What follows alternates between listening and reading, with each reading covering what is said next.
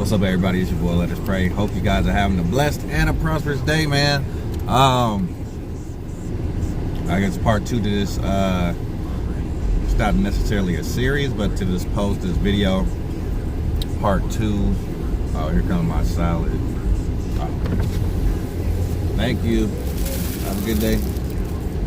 Had the wrong salad at Habit. They tried to give me onions, y'all. I'm allergic to onion. They're trying to mess me up, man. It's an interesting day. But this is part 2, man. To what do you think of when you think of black men?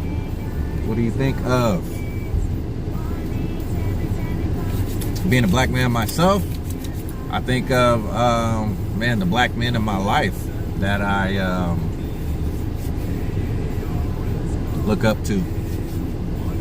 And I'm gonna name off some names. I'm not gonna get to name everyone, so don't feel slighted. But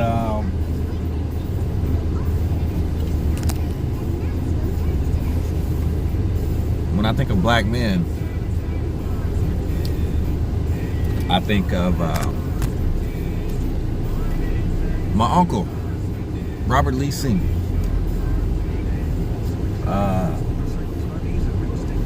One of the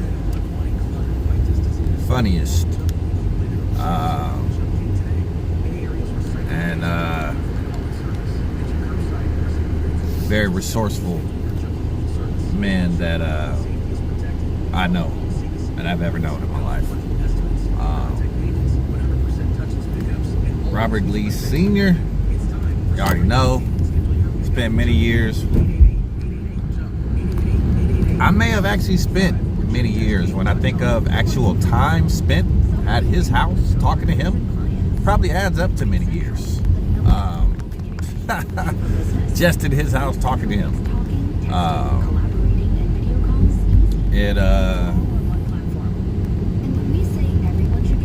It always made me feel so comfortable, feel so at ease talking to him just about life,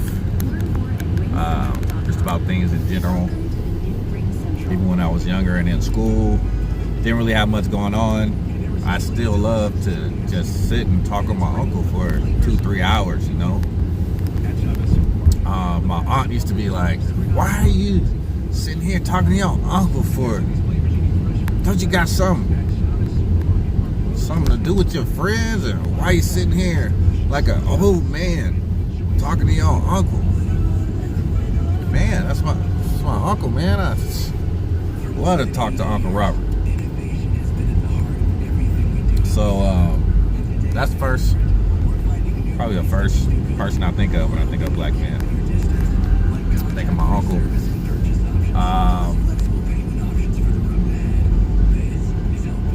I think of various family members, you know, my brothers.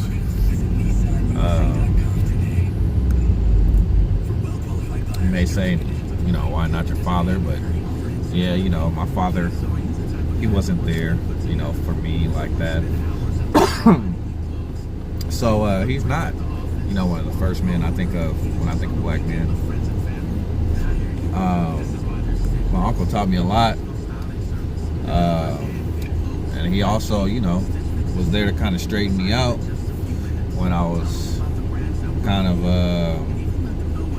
what do you say, nonchalantly going through life. That's a good way to put it.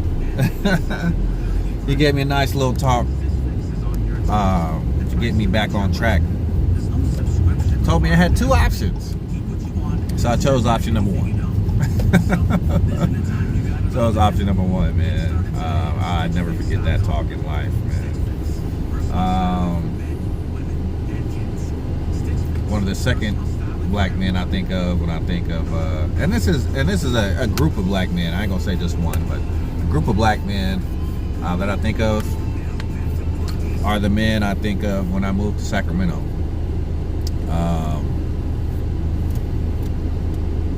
Pastor Darnell Thomas, pastor of Showers of Blessings Church, Pastor Jody Collins, And then Minister Anderson. So many great memories there with the Showers of Blessings Church under the leadership of Pastor Thomas. Extremely hardworking man, extremely focused and driven man, never satisfied with being good enough or average, always striving for excellence. That's what I think of when I think of Pastor Thomas. Perfection, always striving for perfection, striving for excellence, striving to be better, to do better, wanting the best for him, his family, and for God's family, God's people. That'd be forever entrenched in my mind about Pastor Thomas, man. What else? Another man that had a huge mark on my life, huge impact, Elder Rick Robinson. Elder Rick Robinson, close family friend. His wife actually went to school with my mom. And, so they kind of known me since birth. And I've known them since birth. And we've grown to love one another. I really respect him as a father, as a man of God, as a preacher, as a mentor, as a husband, his husband. And I have the utmost respect for him. Like I said, known him the majority of my life, and he is one of the men that I think of when I think of black men, as a family man and a man of God. So shout out to Elder Robinson.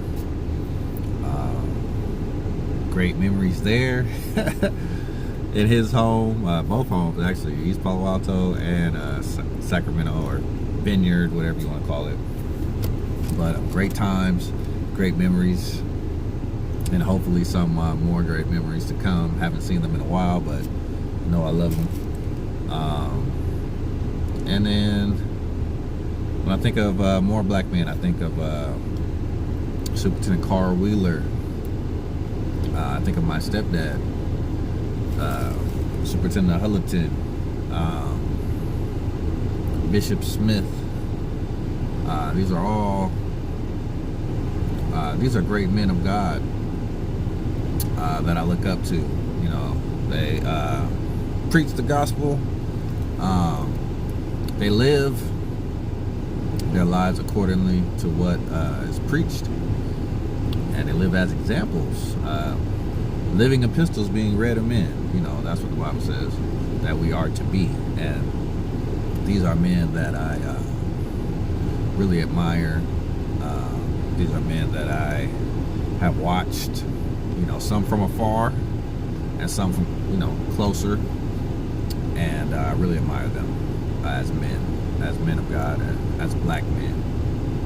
And then I have my last category. I think I said that one was the last category is, my friends. Several black men as my friends, man, that I look up to. Those that are striving and achieving. We're in the same struggle. We're in the same age bracket, or whatever you may call it. But we're all still black, man. And we're proud to be black. We have lots of similarities. We have lots of differences. But in the end, we're black men. Some of them I talk to more than others. Some I haven't talked to in a long time. but I still love them as my brothers. When I like I got bit right here.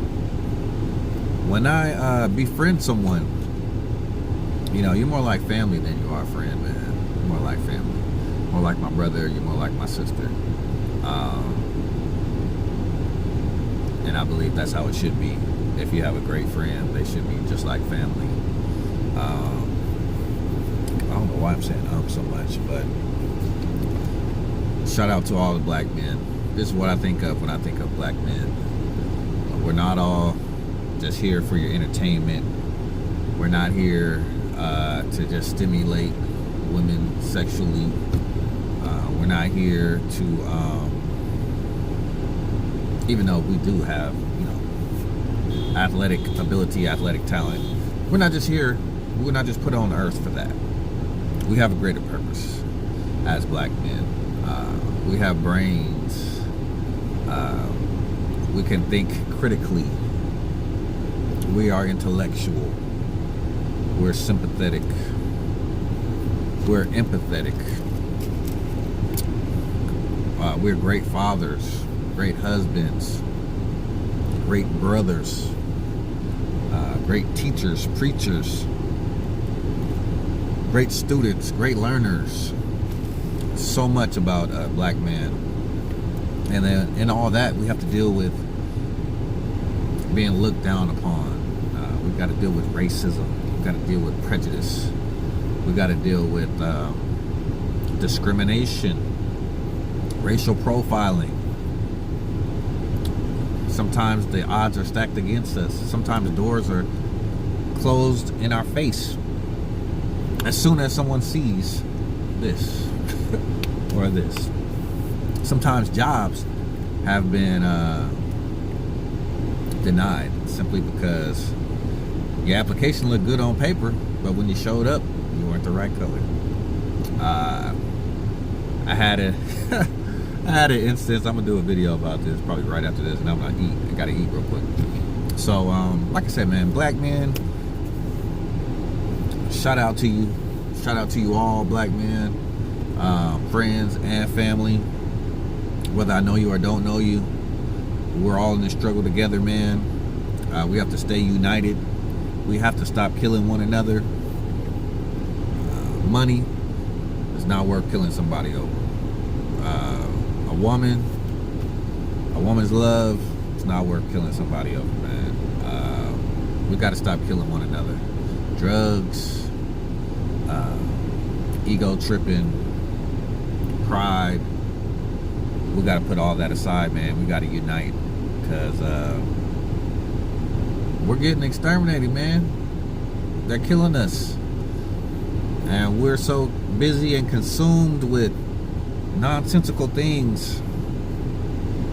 It's going right over our heads. It's passing us by, man. So we got to stick together, man. We got to unite. We got to love one another. We gotta love one another. Gotta love you as my brother, man. I don't have to agree with everything you do if, you know, your lifestyle isn't conducive to what I believe. But regardless, man, I love you. So it's your boy, Let Us Pray. I hope you guys have a blessed and a prosperous day, man. Take care. I'm really doing some, you know, deep thinking today because it's necessary, and I want to document this and put this down because this time of unrest, civil unrest that we're in right now, I don't know. We could be on the verge of something great or something horrible happening. I don't know what's going to happen. But I want to urge all of us to stick together. I want to urge all of us to stick together. Bind together, stick together, put your differences aside. I saw a post about, you know, the Vice Lords, and I can't remember the other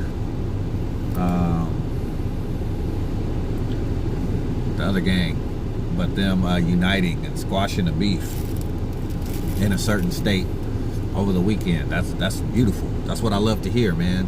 Gotta stop killing one another. Gotta stop killing one another. Gangs weren't even meant for necessarily like a money grab type of situation. It was to protect the neighborhood, not to kill one another and see how much money we could make. It wasn't even meant for that initially, okay? It wasn't meant for that. It was to protect your neighborhood from police and outsiders. It wasn't about how much money you can make. So if we get back to just looking out for one another, I think we'll be on the right track. God bless you all. Have a blessed and prosperous day. It's your boy, Let Us Pray. Smash the like and subscribe button if you're new, and hit the notification bell. Peace and I'm out.